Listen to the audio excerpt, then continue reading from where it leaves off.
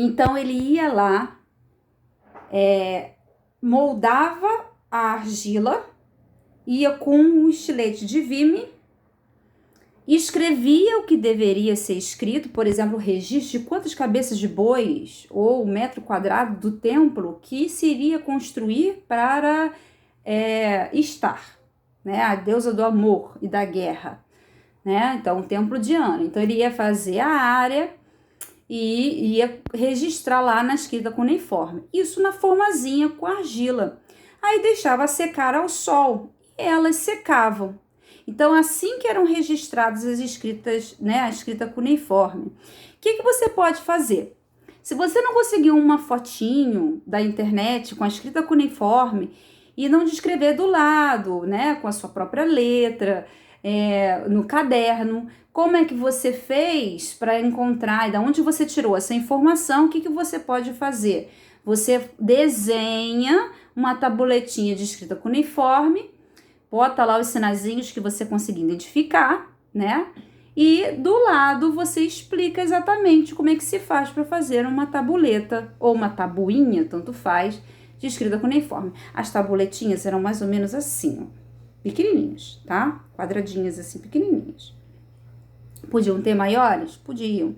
Mas normalmente eram assim, tá? E aí na página 103 fala assim, Antiguidade na África, o Egito Antigo. A gente já viu sobre isso, mas a gente vai refrisar. As regiões mais próximas ao rio Nilo, na África, em torno de 5.000 a.C., os habitantes dessas regiões já tinham se sedentarizado. Mesma coisa em relação ao Mesopotâmia, se fixado no local. Já criavam animais e já cultivavam seus alimentos, além de algodão e papiro, uma planta utilizada para fazer cordas, esteiras e uma espécie de folha de papel. Foi o primeiro tipo de papel inventado no muro. Eles cortavam, né, filetes daquela planta, daquele vegetal e colavam uns aos outros em uma posição como se fossem cruzes, né? E aí formavam as tiras de papel. A história do Egito é riquíssima e bastante longa, vai desde a sua unificação, em torno de 3.000 a.C., passando por 3 impérios governados por faraós, nome dados aos reis egípcios, e 3 períodos intermediários, momentos de crise até o meados do século I a.C., em torno de 332 a.C., quando ocorreu a invasão dos macedônicos através de Alexandre o Grande da Macedônia. Então, a partir desse momento, a gente está entrando num outro período chamado período helenístico na Grécia, e aí o Egito se transforma num Egito grego. Muito tempo depois, os romanos também transformam o Egito numa província de Roma, tá? Mas bem depois disso. Espaço pesquisa. Número 11. Faça uma pesquisa sobre as pirâmides do Egito e responda em seu caderno. Bem interessante. Em que continente fica o Egito? No continente africano. Letra A. Letra B. Para que serviam as pirâmides? Ora, não me venha dizer que as pirâmides eram para enfeite, que eram templos. Existiam diversos templos de diversos deuses. Para que serviam pirâmides? Quando você entra dentro de uma pirâmide, a gente fala da maldição da múmia. E quem é mumificado? São os faraós, os altos sacerdotes, os grandes comerciantes e principalmente os grandes militares, os generais, as pessoas de alta patente, ou seja, alto escalão do exército egípcio. Nesse sentido, para que serviam as pirâmides? Basicamente, para preservar o corpo dos faraós e altos sacerdotes e altos militares, tá? E preservar também o corpo da família real. Com que objetivo? Aproximando os faraós de Amon-Ra. Então, as pirâmides são túmulos dos faraós, dos altos militares e dos altos sacerdotes, ok? Letra C. Quais são as pirâmides mais conhecidas? Diversas pirâmides existem, inclusive do reino de Cush, mas as pirâmides mais conhecidas são as pirâmides de Gizé, tá? Quefren e Miquerinos, são as 3 mais conhecidas. Faça um desenho no espaço abaixo que representem as pirâmides. Então, você vai representar as pirâmides com aquela ordem, as pirâmides de Gizé, Khafre e Mycerinos, tá? Antiguidade na África, o reino de Kush, situado na região onde hoje se localiza o Sudão. Logo abaixo do Egito, o reino de Kush foi um dos primeiros reinos africanos, tendo se desenvolvido também ao longo do rio Nilo, mas uma civilização fluvial. Assim como as pesquisas sobre o Egito Antigo, os vestígios do passado, como pirâmides, sarcófagos, templos e pinturas elaborados pelos cuxitas, principalmente em homenagem aos seus deuses, nos permitem conhecer e estudar a sua história. Quem eram os cuxitas? Os cuxitas eram os africanos negros que dominaram essa região do Egito muito depois dos egípcios. Então, eles vieram de uma região chamada Núbia, que hoje é o atual Sudão. E eles deixaram como legados todos esses templos, pirâmides, sarcófagos e outras pinturas elaboradas, tá? Até pouco tempo na história da África, a história do reino de Kush não era levada em tanta consideração pela não existência de relatos escritos, mas sim da tradição oral, ou seja, passado de griot a griot, passado de memorialista a memorialista, cantador e cantador, contador e contador de histórias. E a partir desse momento, a tradição oral passou a ser escrita, principalmente no século XIX.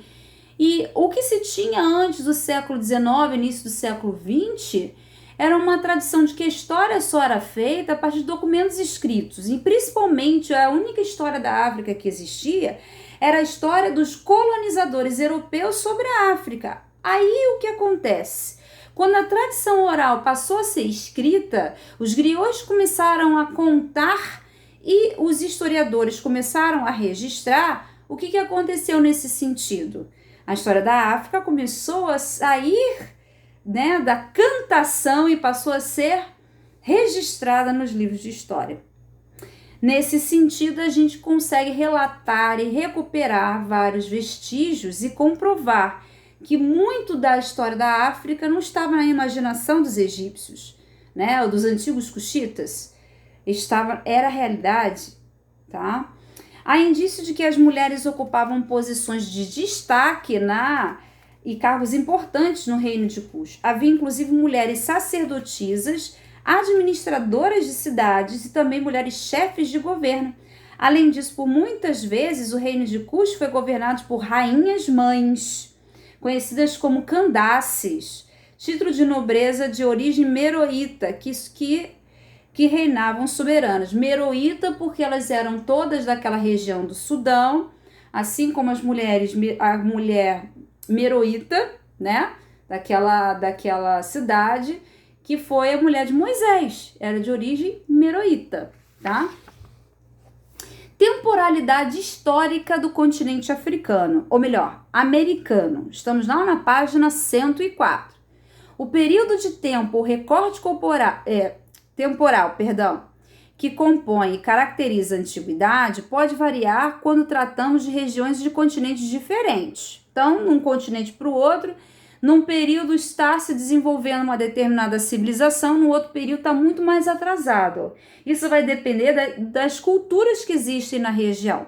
Por exemplo, quando a gente fala em períodos tradicionais da história, em que a Idade Antiga começa em torno de 4.000, 5.000 a.C., 3.000 a.C., quando a escrita é inventada no Oriente Médio e na África, até 476 depois de Cristo, com o fim do Império Romano do Ocidente.